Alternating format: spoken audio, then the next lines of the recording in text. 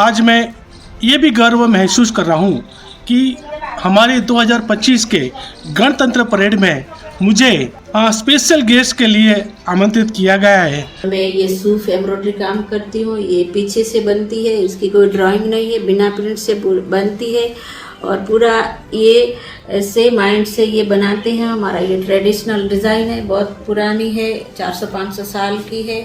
मैं देश विदेश में वर्कशॉप भी किया है, अपने इंडिया में भी कॉलेजों में वर्कशॉप करती हूँ, सिखाती हूँ और हमें रोज़गार मिलता है और हम भी कारीगरों को भी रोज़गार देते हैं और कारीगरों को मैं जुड़े कर सिखाती हूँ। धन्यवाद कहना चाहती हूँ अपनी भारत सरकार के रक्षा मंत्रालय को, जिन्होंने मुझे और मेरे इस शुभ काम को इस 26 जनवरी के पर्व अवसर पर बुलाने के लिए धन्यवाद।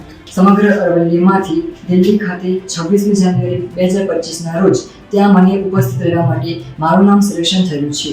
આ વાત મારા અને મારી શાળા માટે ખૂબ જ ગૌરવભરી વાત છે। આ ક્ષણને હું ત્યાં પ્રત્યક્ષ રીતે નિહાળીશ, તેથી આ મારા જીવનમાં યાદગાર પ્રસંગ બની રહેશે। આખરમાં હું પટેલ મિત મનહરભાઈ रक्षा मंत्रालय को आभार व्यक्त करूँ छूँ।